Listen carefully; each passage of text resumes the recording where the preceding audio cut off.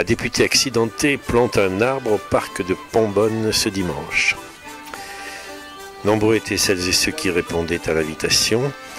Élus locaux et associations civiles faisaient acte de présence auprès de la représentante nationale de la circonscription après 4 mois de son mandat de 5 ans.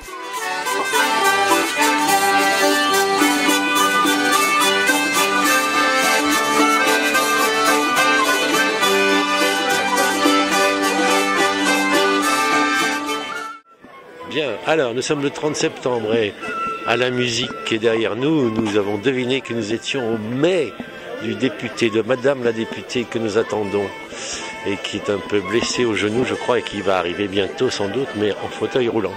Alors nous, à Canal Pourpre, on en profite pour essayer de faire parler les gens qui sont là. Il y a quand même pas mal de monde, il y a une centaine de personnes, je crois. Et donc vous, madame, vous m'avez dit que vous étiez là parce que vous représentiez l'association ADND. Voilà, le droit de mourir dans la dignité. Voilà, et au fond, vous êtes, la députée soutient notre association. Ouais. Et donc je suis là dans ce cadre pour aussi rappeler les engagements des uns et des autres, et notamment des députés, en ce qui concerne une loi qu'on souhaiterait pouvoir faire voter sur le droit de mourir dans la dignité. Alors on va peut-être en parler un petit peu. Donc vous avez un rôle de lobbying, quoi, c'est ça? Vous essayez d'influencer un peu Un petit peu, oui, bien sûr. Ça auprès représente de tous les députés. Ouais. C'est une association nationale, hein? C'est une association nationale et je suis donc la représentante pour la Dordogne. D'accord. Il y en a une comme ça par département? Par département, absolument. Ah, vous êtes présent dans tous les départements français. D'accord. Alors, une loi nouvelle, mais autant que je sache, il y en a déjà une qui s'appelle la loi Leonetti. Alors on parle de loi sur l'euthanasie, enfin, ces mots sont très lourds évidemment, alors c'est toujours difficile de nommer même ce qu'on veut dire. Hein. Mourir dans la dignité, c'est une belle expression bien sûr, mais qu'est-ce que ça peut bien vouloir dire? Donc cette loi vous paraît pour l'instant insuffisante? Totalement, nous sommes surtout pour le développement des soins palliatifs, qui sont d'ailleurs totalement insuffisants actuellement en France, et puis bien sûr une loi sur l'euthanasie qui réglemente le droit de mourir dans la dignité, en respectant tous les principes de liberté et d'expression que nous défendons, d'expression individuelle. Mais dites donc, alors pourquoi cette loi actuelle vous paraît insuffisante, mis à part ces difficultés d'application pratique? Vous dites qu'il n'y a pas assez de services de soins palliatifs, mais la loi est pourtant bien là, enfin elle est... Parce que pour le moment, c'est une loi qui laisse mourir, et qui laisse mourir quelquefois dans des conditions absolument épouvantables.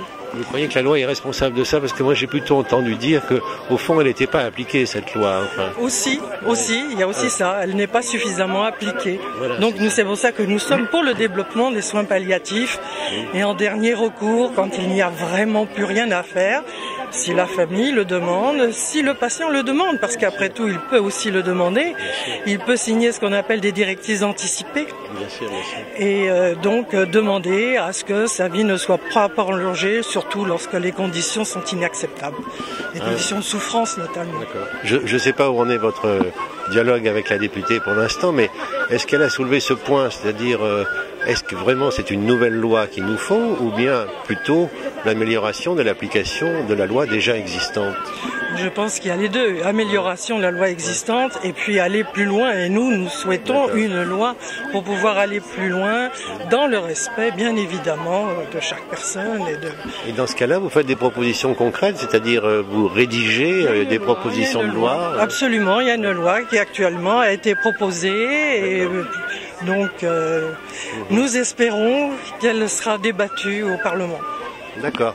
Merci beaucoup. Alors si jamais ça vous dit, sachez que Canal Pourpre, nous ça nous intéresse de discuter un peu plus profondément parce qu'ici on n'a pas trop de... Mais en effet l'euthanasie est un très grosse affaire. En tout cas merci d'avoir répondu à nos questions. Merci beaucoup et je suis à votre disposition pour merci. Plus de précision. Merci. Je me casse toute seule. Je me casse toute seule, donc c'est pas la peine.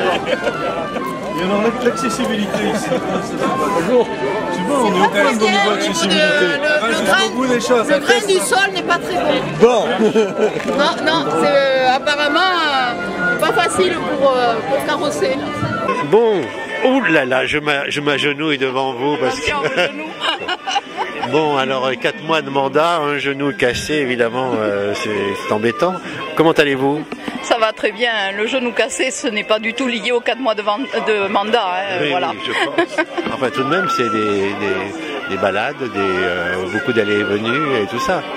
Oui, bien sûr, mais bon, ça j'ai déjà donné, c'est pas... Voilà. Donc, je crois que c'est un petit accident de la vie. Je suis aujourd'hui dans une chaise roulante.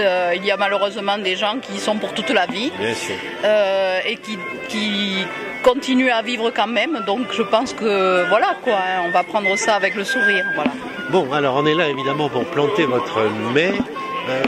Vous pouvez me rappeler pourquoi un mai, ça veut dire un arbre qu'on plante? Moi je ne sais pas très bien cette coutume là. Alors ça c'est une coutume qui est assez locale. Hein. Le fait de toute façon de faire la fête de l'élection, planter un mât. Alors effectivement il se fait encore assez couramment de couper le plus grand pin de la forêt et puis de mettre les décors avec les petits bandeaux bleu, blanc, rouge pour planter le mai. C'est la fête de l'élection, hein. Donc pourquoi le mai? Parce que souvent les élections étaient plutôt en mai. Voilà. Donc le mai, voilà. Et puis alors le choix de plus en plus de pas mal d'entre nous, c'est plutôt que de couper un arbre, c'est d'en planter un. C'est le choix que j'ai fait. Et j'ai fait le choix d'un chêne. Voilà.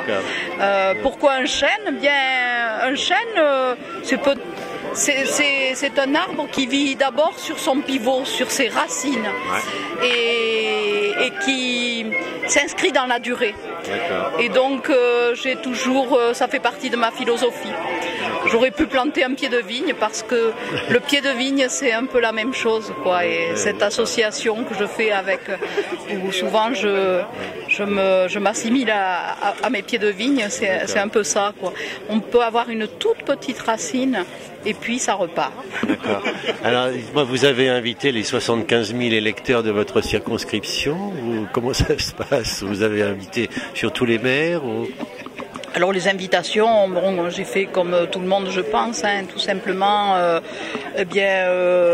par voie de courrier bien sûr aux mairies qui après elles l'ont diffusé comme elles ont pu, et puis bien sûr par voie de presse, voilà, tout simplement. Bien, ben merci pour ces détails. J'espère qu'on vous reverra bientôt et que vous pourrez être sur vos deux jambes, puisque à Canal Pourpre on vous a demandé de voir si vous pouviez discuter un peu avec nous du traité budgétaire européen qui fait un peu l'actualité de votre groupe parlementaire en ce moment. C'est d'ailleurs un jour de manifestation, je crois, pour un certain nombre de partisans, d'opposants à ce traité budgétaire. Alors on va pas parler de ça maintenant, bien sûr, mais ces 4 mois de mandat, quand même, vous en avez déjà retiré une petite leçon, vous avez appris des trucs, vous avez... Moi, je vis ça avec beaucoup de philosophie. Effectivement, mais par exemple, vous parliez du traité. Nous ne sommes pas tous d'accord sur la même chose, et c'est bien normal, et y compris dans les partis de la majorité et à l'intérieur des partis de la majorité. Mais c'est ça la démocratie. La démocratie, c'est le débat. Nous ne sommes pas d'accord. Nous avons un objectif commun au niveau de cette majorité. Bon, les moyens pour y arriver ne sont pas les mêmes pour les uns et pour les autres. Donc nous débattons. Il y a un gouvernement qui gouverne et il y a des assemblées, un parlement. Oui, le travail parlementaire, voilà. Vous l'avez un peu touché du doigt là. Oui, bien sûr. Et bon, ben, je pense que les parlements, le Parlement n'est pas obligé de s'aligner sur le gouvernement. Il y a séparation des pouvoirs. Et donc, moi, je vis avec philosophie. Si par moment, je n'ai pas le même point de vue que les autres membres de la majorité, ou même que ceux des membres de la formation politique dont je fais partie. Dernière chose, vous avez rejoint une ou plusieurs commissions parlementaires ou pas encore Ah bien sûr, mais dès l'installation à l'Assemblée nationale, on est amené à choisir la commission parlementaire dans laquelle on va travailler. Donc je travaille dans la commission économie, entre autres parce que c'était un choix bien sûr lié à cette circonscription, parce que ici le problème de l'emploi est quand même très crucial. Et puis dans la commission économie, c'est aussi là où on va parler agriculture, c'est aussi les questions agricoles, de politique agricole, que ce soit nationale, européenne ou internationale, le dossier que je connais le mieux et donc évidemment celui sur lequel je vais poursuivre mes travaux. D'accord, merci beaucoup, bonne guérison. Merci. Au revoir.